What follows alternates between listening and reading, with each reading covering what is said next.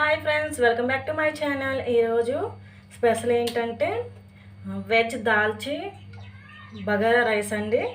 ఎలా తయారు చేసుకోవాలో చూద్దాం. ముందుగా అయితే శనగపప్పును అయితే నానబెట్టుకోవాలి. చూడండి ఫ్రెండ్స్, గంట సేపు నానబెట్టుకోవాలి. తర్వాత ఇందులో కుక్కర్లో అయితే వేసుకోవాలి.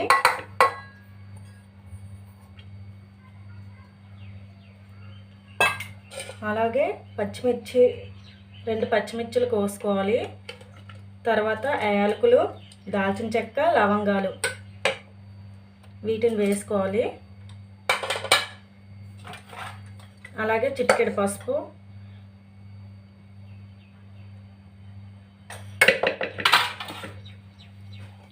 అలాగే సాల్ట్,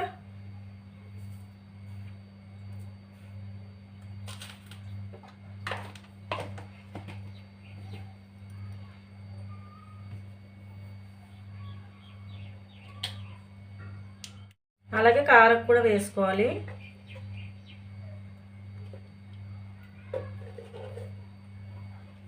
ఇప్పుడు ఇందులో కొంచెం వాటర్ వేసుకోవాలి.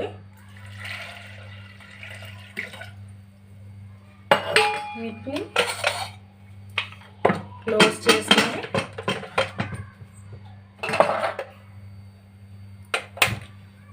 మూడు 4 విజిల్లు వచ్చేంత వరకు ఉడికించుకోవాలి. చూడండి ఫ్రెండ్స్, ఇప్పుడైతే మనం దాల్చా కోసం తాలింపు అయితే పెట్టుకుంటున్నాం.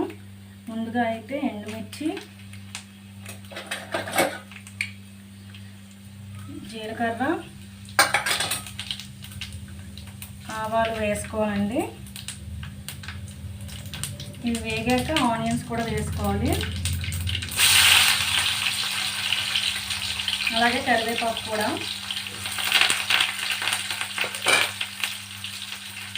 వీటిని బాగా ఫ్రై చేసుకోవాలండి.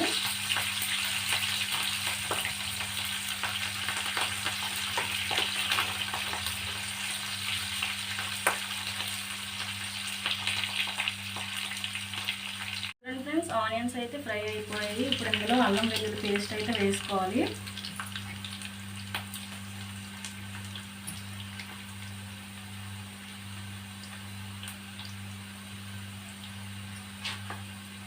ఇప్పుడు ఇది పచ్చివాసన పోయినంత వరకు వేయించుకోవాలి.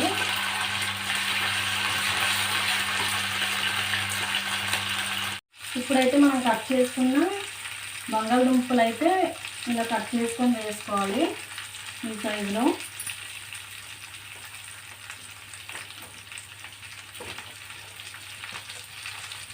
చూడండి ఫ్రెండ్స్, ఇప్పుడు వీటిని అయితే కలుపుకొని బాగా మగ్గనివ్వాలండి మూత పెట్టుకొని. చూడండి ఫ్రెండ్స్, ఇప్పుడైతే బంగాళదుంప అయితే వేగిపోయింది చక్కగా. ఇప్పుడు ఇందులో అయితే మనం పసుపు, అలాగే గరం మసాలా,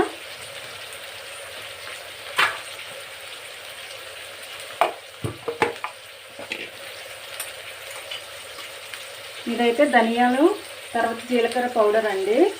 దీన్ని కూడా కొంచెం వేసుకోవాలి.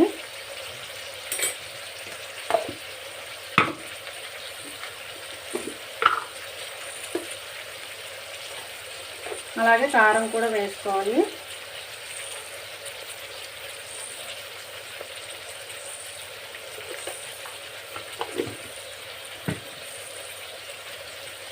కొంచెం సాల్ట్,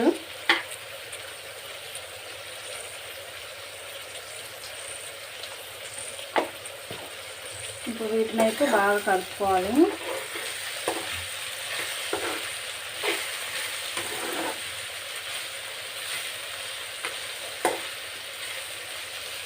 ఇప్పుడు వీటిని మళ్ళీ ఒక 5 మినిట్స్ అయితే మూత పెట్టుకొని ఉంచుకోవాలి. చూడండి ఫ్రెండ్స్, ఇదైతే శనగపప్పు ఇందాక ఉడకబెట్టాం కదండి. దీన్ని అయితే ఇలా చేసుకోవాలి. మరీ మెత్తగా అయితే ఉడికించుకోకూడదండి.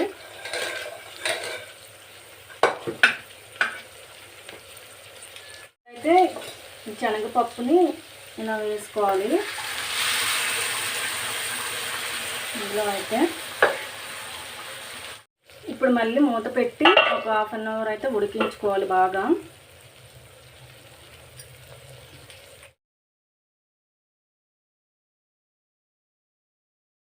చూడండి ఫ్రెండ్స్, ఇప్పుడైతే బగారా రైస్ కోసం అయితే నేను కుక్కర్లో పెట్టుకుంటున్నాను. ఇందులో కొంచెం ఆయిల్ వేసుకొని ఇదిగో నెయ్యి కూడా వేసుకుంటున్నాను 2 స్పూన్స్.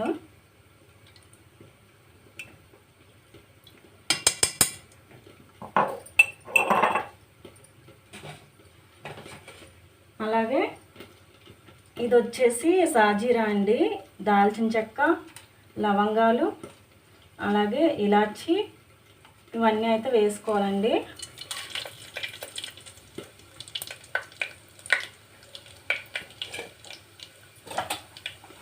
అలాగే జీలకర్ర కూడా వేసుకోవాలి.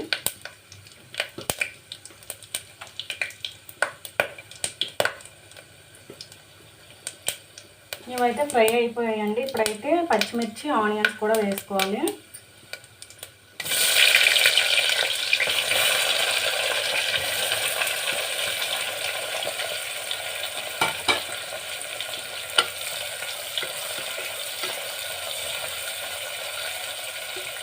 ఇప్పుడైతే ఇందులో జీడిపప్పు అలాగే కరివేపాకు కూడా వేసుకోవాలి. వేసుకొని వీటిని వేయించుకోవాలి.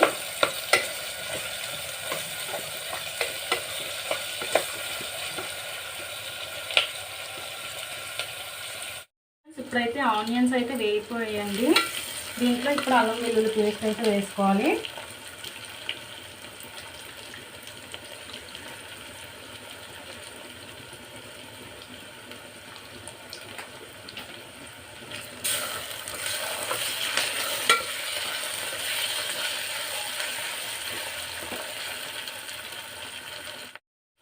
ఇప్పుడైతే ఆనియన్స్ ఫ్రై అయిపోయి కదండి, అలాగే అల్లం వెల్లుల్లి పేస్ట్ కూడా వేసి ఫ్రై చేసేసాను. ఇప్పుడైతే రైస్ అయితే వేస్తున్నానండి. చూడండి ఫ్రెండ్స్, నేనైతే నార్మల్ మసూరు రైస్ ఉంటుంది కదా, అదైతే నానబెట్టుకున్నాను 1 అవర్ పాటు. ఇప్పుడు వీటిని ఈ రైస్ని ఇందులో వేసుకోవాలి. చూడండి ఫ్రెండ్స్, ఇప్పుడైతే దీన్ని బాగా కలుపుకోవాలి.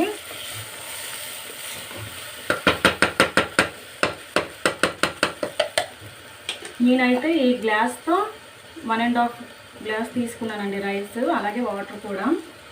వాటర్ అయితే ముందుగానే వేడి చేసి పక్కన పెట్టుకున్నాను.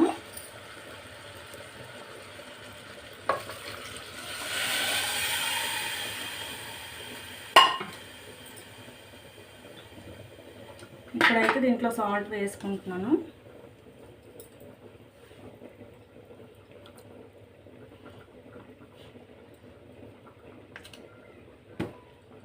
అలాగే కొత్తిమీర కూడా పైన వేసుకుంటున్నాను. కాస్త పుదీనా, అలా పైన నెయ్యి కూడా ఇలా వేసుకున్నాను. అంతేనండి, బగారా రైస్ అయితే ఇంతే. ఇప్పుడైతే మూత పెట్టుకొని హై ఫ్లేమ్లో 2 విజిల్స్ వస్తే సరిపోతుందండి, అంతే.